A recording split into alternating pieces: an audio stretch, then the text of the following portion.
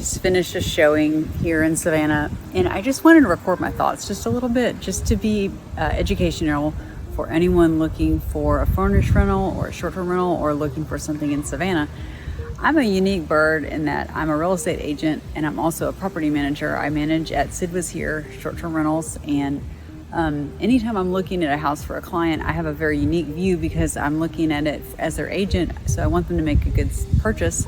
I'm also an investor, so I understand that they're looking to make a return on investment with that, but I'm also looking at the property as their future property manager. We love to, help buyers from all over, local and out of state, buy, rehab, and manage their short-term rentals.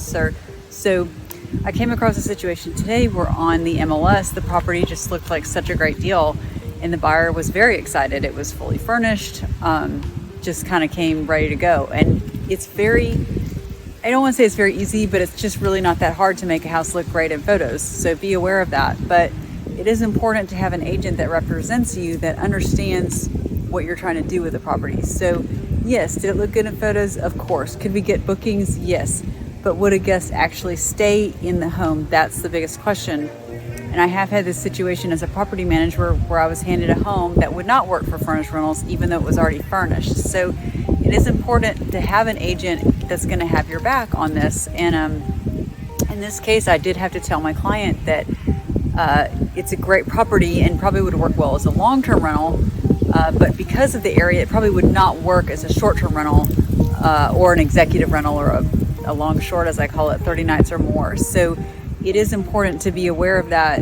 Whenever you're buying a property that you're planning to run as a furnished rental, you need to purchase something where the neighborhood is in the condition that your wife or your mother or your daughter or your sister, a female alone at night, feels comfortable getting out of the car, checking in alone. And working class is fine most of the time, but there's just different levels. So I just want to encourage you, as you're shopping around looking for the perfect spot, it's important to look at the neighborhood just as closely as you look at the property. So this property that I looked at, again, it was a good deal, but the neighborhood was not going to work for the buyer's purposes. So I did advise them against it. Ultimately, it's their choice. I'm going to do whatever they want, but I am always going to give my honest opinion, and that's important. I want this person not to do well in the short term, but have a great long-term investment where they are making money. So just wanted to give you those thoughts. Be careful as you're shopping,